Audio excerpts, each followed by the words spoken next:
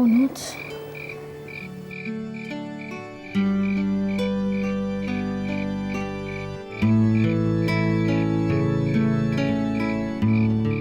ঘুম পেয়েছে? শুয়ে পড়ো, দাও বালিশটা দাও।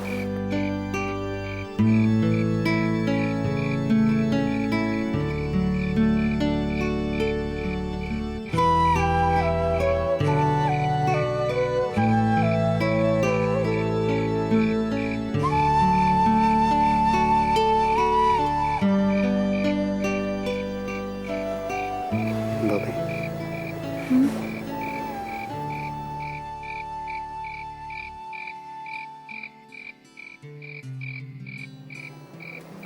অনুজ,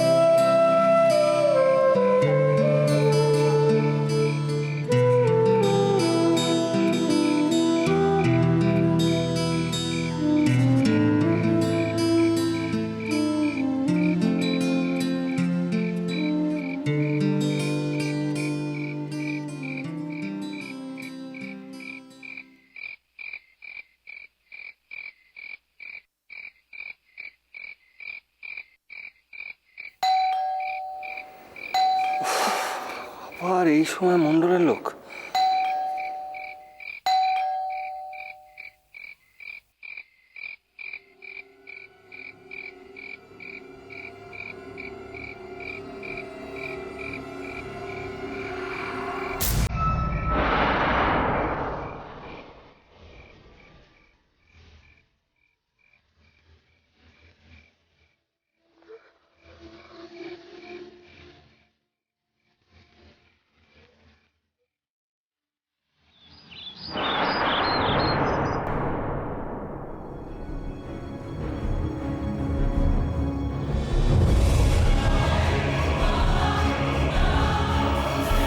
নিয়ে আয় ওকে।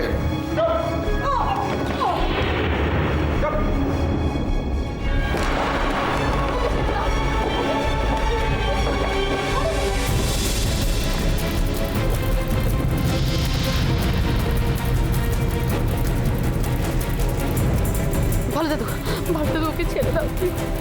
কি ভেবেছিলে? কি ভেবেছিলে আমার হাত থেকে পালিয়ে বাঁচবে? মার ওকে।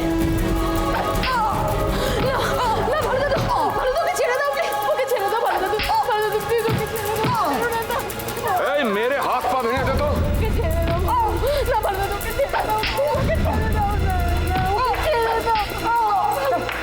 আরে আরে আরে আরে আরে আরে আরে আরে আরে কি কাণ্ড, কি কাণ্ড, এ তো লন্ডভন্ড। মন্ডল, আমার বাড়ির ব্যাপারে নাক গলানোর অধিকার, কোনো অধিকার তোমার নেই। অধিকারী যে পোশাকে, হ্যাঁ অধিকারী যে পোশাকে, এই যে দুটো সহজ সরল প্রাণ, তাদের করতে হবে পরিত্রাণ। হ্যাঁ করতে হবে পরিত্রাণ। ন্যায় রক্ষা করি তো আমরা, ন্যায় রক্ষা করাটা তো আমাদের কর্তব্য। অনেক ন্যায় রক্ষা করছে, আবার কেটে পড়ো তো। কেমন করে কেটে পড়বো স্যার? অসহায় দুটো প্রাণ, ওদেরকে এরকম ভাবে সিংহের মুখে ফেলে দিয়ে আমি কি করে চলে যাই বলুন তো? না মানে এরকম ভাবে ফেলে তো যাওয়া যায় না, আমি ওদের নিয়ে যাই। এই ছেলেটা আমার নাতনিকে ফুসলিয়ে নিয়ে গেছে, আমার বাড়িতে চাকর সেজেছিল, চুরি করেছিল। আর তুমি একটা অকম্মার ধাড়ি, তোমাকে রিপোর্ট করে কোনো ফল হয়নি। একে আমি এমন শাস্তি দেব না। কি অপরাধে? সেইটা আমার খুশি না মানে আমাকে একটু ডিটেইলে বলুন।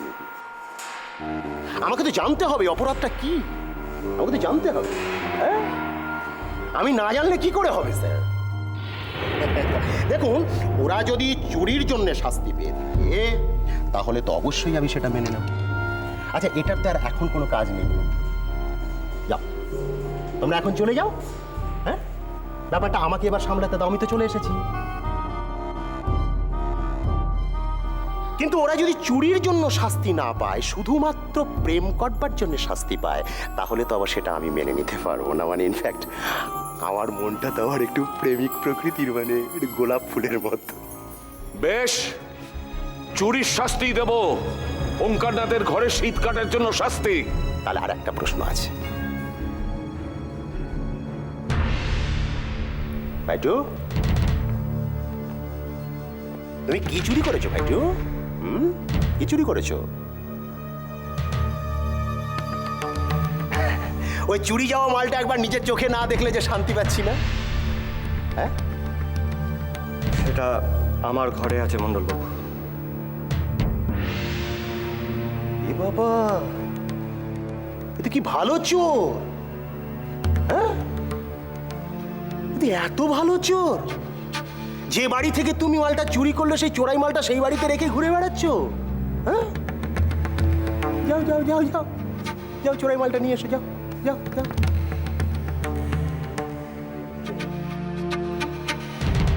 এসবের মানে কি মণ্ডল? কি করতে চাও তুমি? সত্যিকারের চোরটাকে এবার ধরতে চাইছি স্যার। এতদিন অনেক লাঞ্ছনা গঞ্জনা সহ্য করেছি, অনেক অনেক নিকৃষ্টতম কাজ করেছি আমি। এখন যেন মনে হয় বিবেক কোথাও যেন আমাকে বুঝিয়ে দেয় আমি সত্যিকারের কি কাজটা করি, কোন দায়িত্ব আমার উপর। আমি একজন পুলিশ।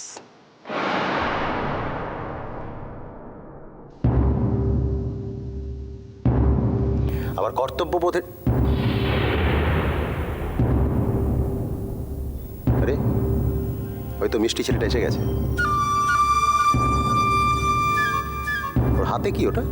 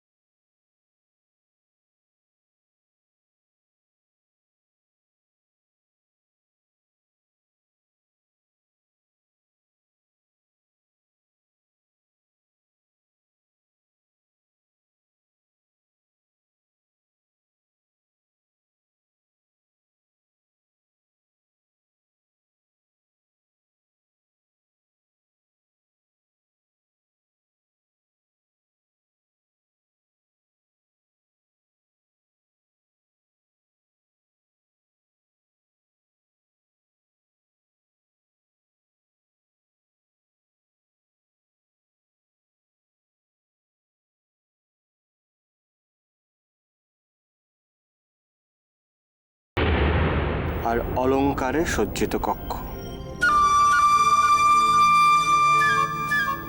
গয়নার বাক্স,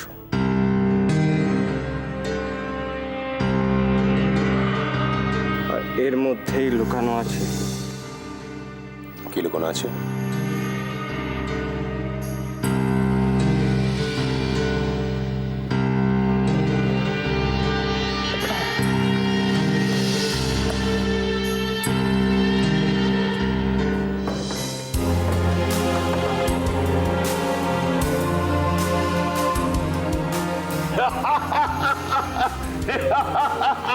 ফাক্কা ফাক্কা, সব মিথ্যে। কতগুলি গাঁজাখড়ি গপ্প বানি আমাকে ধাপ্পা দেওয়া। মণ্ডলবাবু, আমি জানি এটাতেই আদিনাথ সিংহ রায়ের আসল বিলটা ছিল। কিন্তু এই লোকটা নিশ্চয়ই ওটা সরিয়ে ফেলেছে। এইটা থেকে এই লোকটা নিশ্চয়ই ওটা সরিয়ে ফেলেছে, কারণ এটার মধ্যেই ছিল আদিনাথ সিংহ রায়ের আসল বিল। এই, আর একটা কথা বললে জিভ টেনে ছিঁড়ে ফেলবো। ও মিথ্যে বলছে না কর্তামশাই।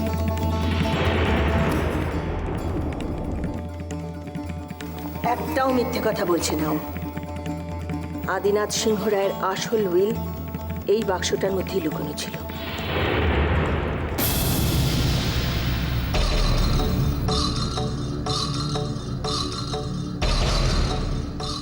এই সেই আসল উইল।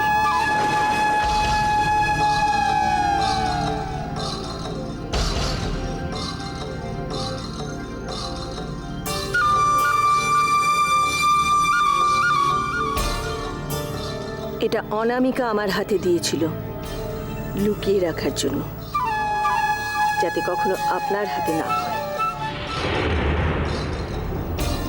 এনে, এটা তোর জিনিস, আমি তোর হাতে তুলে দিলাম বাবা।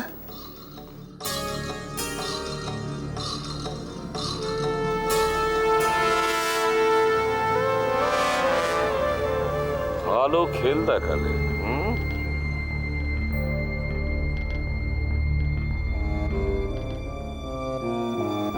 খেলার এখনো অনেক কিছু বাকি আছে মিস্টার ওমকারনাথ সিংহ রায়। এই উইলের পাতায় পাতায় এখনো অনেক ম্যাজিক লুকিয়ে আছে। আমি একটা করে পাতা পড়ব, আর দেখবেন কেমন ম্যাজিকের মতো সিংহরায়দের সমস্ত স্থাবর অস্থাবর সম্পত্তি সবকিছু আমার হয়ে যাবে। এই মন্ডল, এই চোখটাকে এখান থেকে নিয়ে যাও, আমার মাথায় রক্ত উঠে যাচ্ছে। নিয়ে তো অনেক আগে যেতে চেয়েছিলাম আমি, কিন্তু তখন তো আপনি আমাকে বাধা দিলেন। আর এখন তো ঝুলি থেকে ম্যাও বেরিয়ে পড়েছে, এর শেষ না দেখে তো আমি যাব না। শেষ দেখতে চাও না? দেখাচ্ছি শেষটা তোমাকে আমি। আপনি আর কি দেখাবেন? এবার আপনি দেখবেন আদিনাথ সিংহ রায়ের আসল উইল, যাতে লেখা আছে যে সমস্ত সম্পত্তির মালিক দীপনাথ সিংহ রায়। দীপনাথকে দেখবেন না? দীপনাথটাকে তুমি নাকি?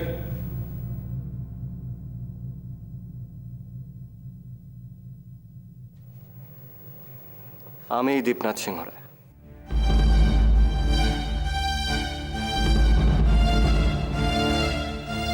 কি দিয়ে প্রমাণ করবে তুমি দীপনাথ সিংহ রায়? এই লকেট দিয়ে? আমি যদি বলি তোমার হাতের এই উইলটা মিথ্যে, জাল? না,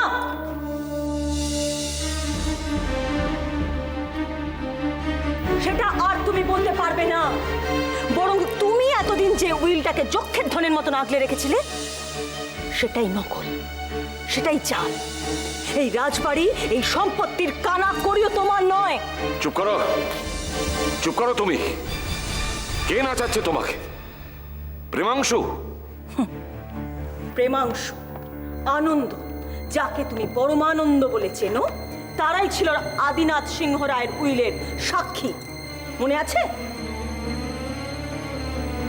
মনে করো, 25 বছর আগের সেই দিনগুলোর কথা মনে করো।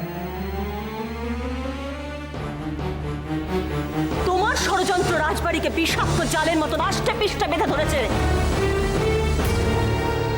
তুমি যদি জানতে পারতে রাজনাথের পুত্র সন্তান হয়েছে, তুমি তাহলে তাকে বাঁচতে দিতে না। ঘটনাচক্রে সেই দিন আনন্দ স্ত্রী এক কন্যা সন্তান প্রসব করেন এবং তিনি মারা যান।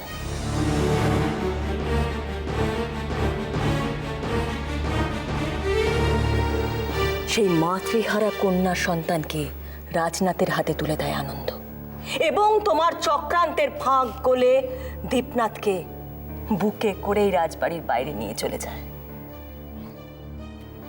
ওই ববি আনন্দর সন্তান।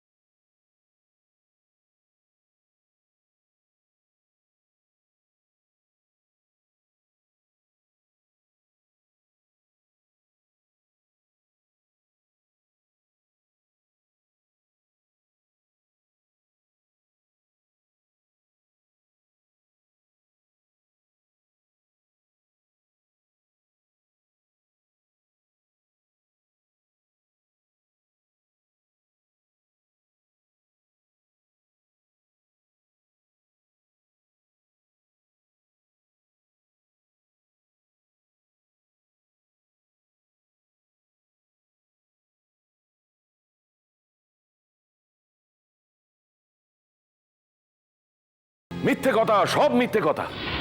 কি ভেবেছো তোমরা যে একটার পর একটা মিথ্যে সাজিয়ে ওঙ্কারনাথ সিংহ রায়কে টলিয়ে দেবে? কি করতে পারবে তোমাদের এই ছোকরা? হ্যাঁ, 1000 বার উইলে মাথা খুললে প্রমাণ করতে পারবে না ও তোমাদের গল্পের নায়ক দীপনাথ, আমার বাড়ির চাকর দীপু। একটা সত্যি কথা বলি স্যার, সেটা আপনার পক্ষে খুব দুঃখের। সেটা হচ্ছে যে গত 25 বছরে বিজ্ঞান অনেকটা দূর পর্যন্ত এগিয়ে গেছে।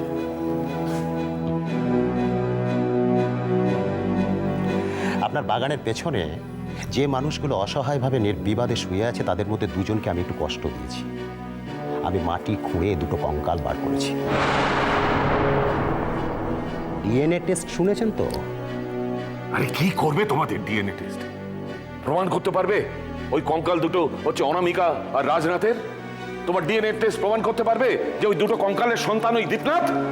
নারী কঙ্কালটার হাতে একটা গয়না ছিল এবং সেই গয়নাটা অনামিকা দেয়। না, আজ থেকে 25 বছর আগে আমি যখন অনামিকাকে পুঁতে দিয়েছিলাম তার শরীরে কোনো গয়না ছিল না। দেখেছেন তো আপনি নিজ মুখে কিরকম ভাবে প্রমাণ করলেন।